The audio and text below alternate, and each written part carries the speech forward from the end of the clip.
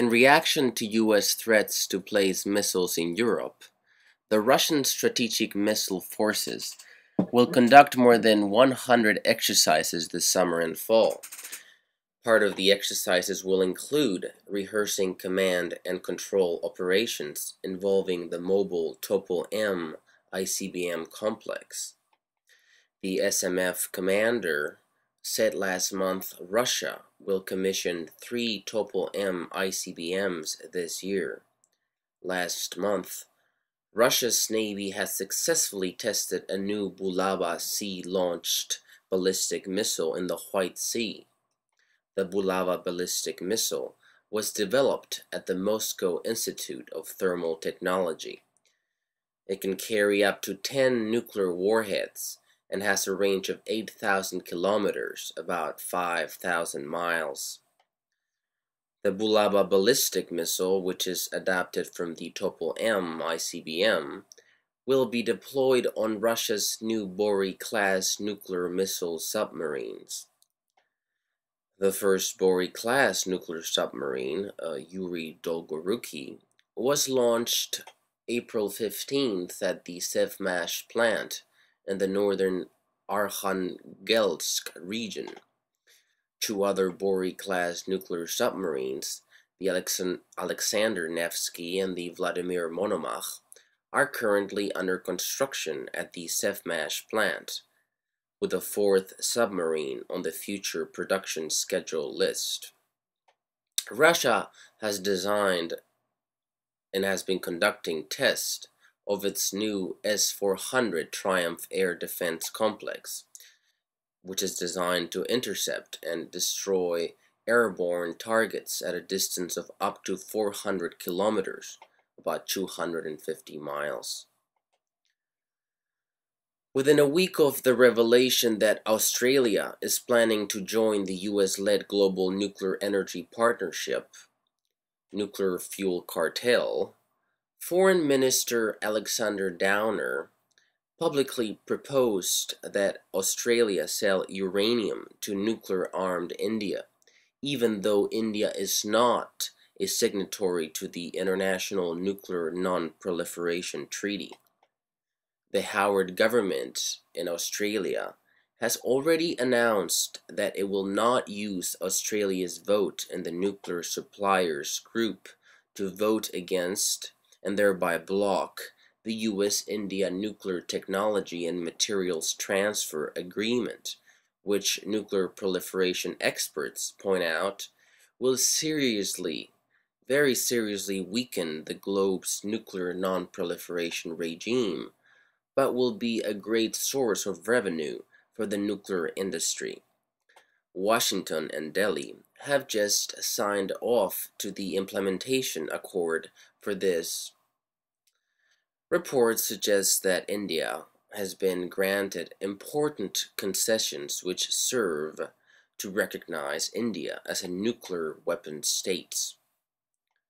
Australian Minister to Foreign Affairs Alexander Downer has made a submission to Cabinet recommending the export of Australian uranium to India, a submission that follows the revelation that Canberra has been engaging in secret nuclear diplomacy with Washington. The next day, Pakistani Religious Affairs Minister Ehaz-ul-Haq told ABC TV's Late Line program that his country, which is also nuclear-armed non-NPT signatory, should be also allowed to buy Australian uranium in order to keep the balance of power in the South Asia region. Pakistan said it successfully tested a cruise missile the other day capable of delivering nuclear warheads deep into India. Pakistan routinely tests various nuclear-capable missiles in its arsenal, believed to be designed mainly to match India's. The 2 countries have fought 3 wars since independence from Britain in 1947, but have been holding peace talks since 2004. The talks aim to settle their core dispute over Kashmir, the Himalayan territory divided between them, although progress has been slow and there has been no breakthrough. Yesterday's test was the second of the Babur model this year. In February, Pakistan test-fired a new version of its long-range nuclear-capable missile, Hot 6 or Shaheen 2, which has a range of 2,000 kilometers. To Mongolia's south, the Chinese have recently upgraded launch pads for intercontinental ballistic missiles at their base in Dalinga. To Mongolia's north, the upgraded Dalinga facility now has within its range Russian ICBM fields, as well as the SS-25 fields near Novorossiysk and Irkutsk, the SS-18 field near Uzur, and a backfire bomber base in Balaya. The Nuclear Information Project for the Federation of American Scientists reported on July 12th that satellite photos displayed by Google Earth show the Chinese work at Dalinga also puts much of northern India within range of Chinese missiles. Analysts note that China may simply be increasing its missile targeting options at Dalinga. Besides putting into range Soviet bases, the Chinese also are able to target American bases in Afghanistan.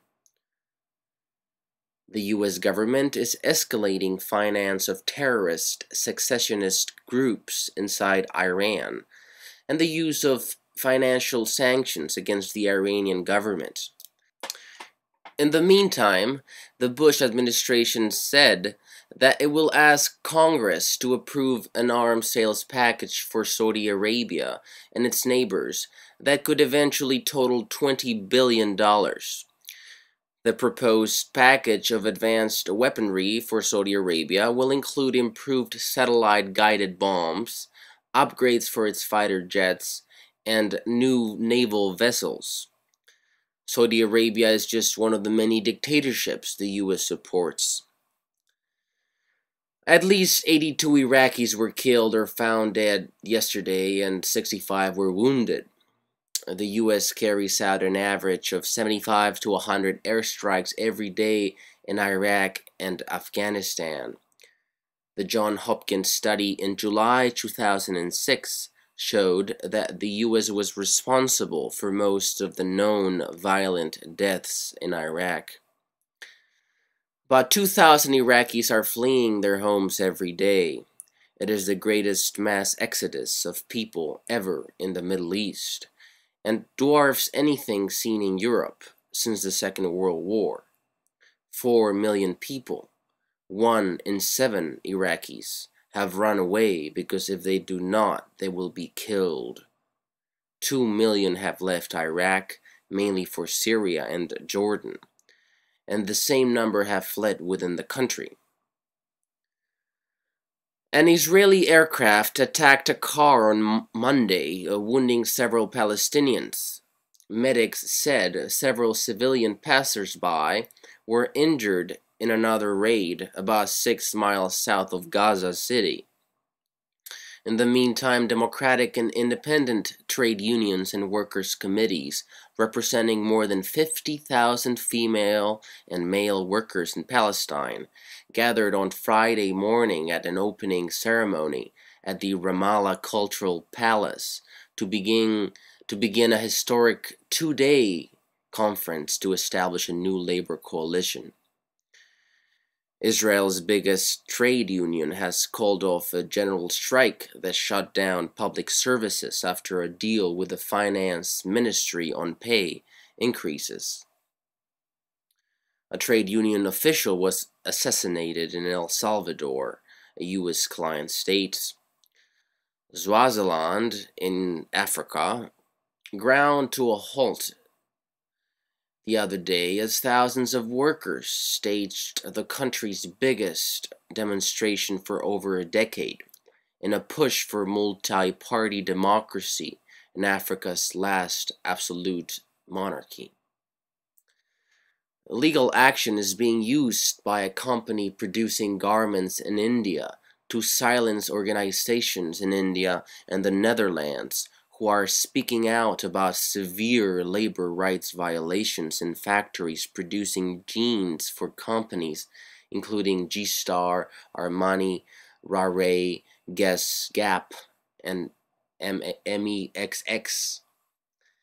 In the Philippines, a support campaign is underway to support the rights of strikers of Chongwon Factory, now called Siwoo Trading, who were violently attacked by armed men from the US-backed Filipino government.